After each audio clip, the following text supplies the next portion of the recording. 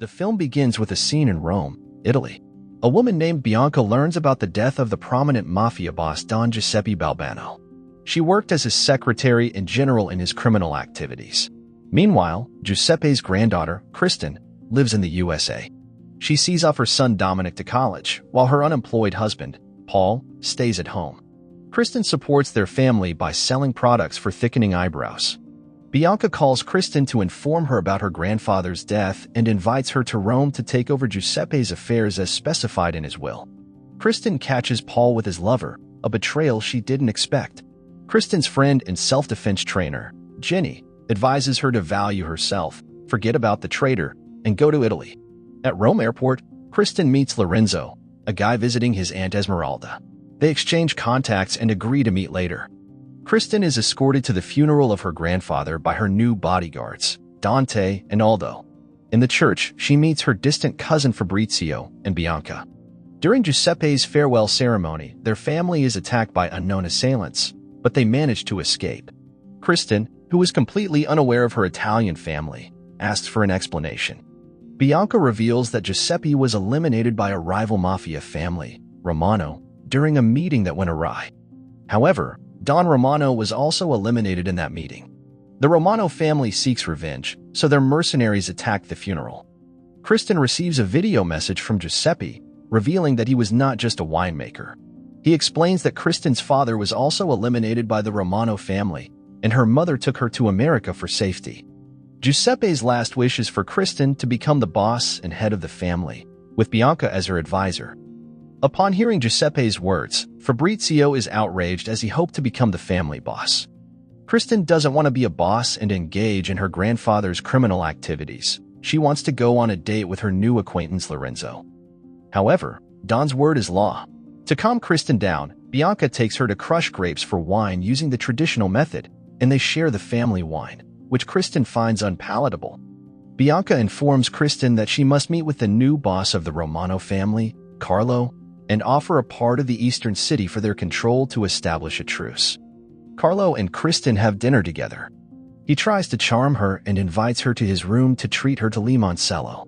Kristen, no longer used to her husband's attention, willingly agrees. In Carlo's room, he discreetly poisons Kristen's glass. Then he gets a call and gets distracted. Upon his return, Carlo accidentally drinks the poison. Kristen swapped their glasses because she had more of the drink, and she wasn't sure if she would like the limoncello. Meanwhile, Dante and Aldo eliminate Carlo's bodyguards. The Romano family learns about their boss's death, and Mammon admits they underestimated the American girl.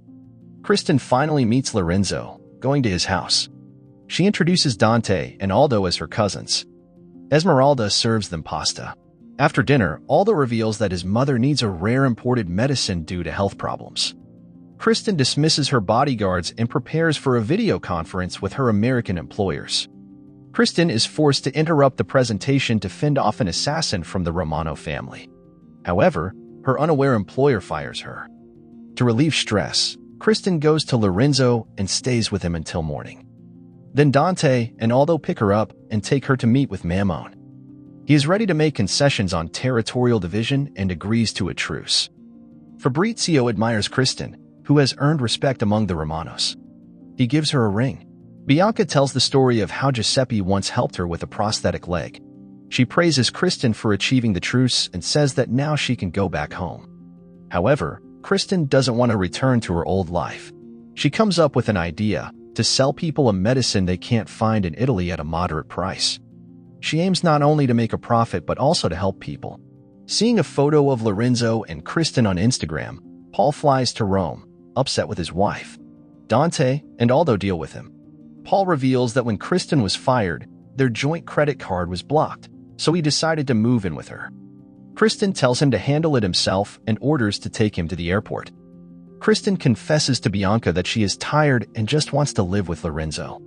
During a meeting of family leaders, Kristen announces her resignation and appoints Bianca as the new boss. Fabrizio, who hoped to become the boss, is extremely dissatisfied.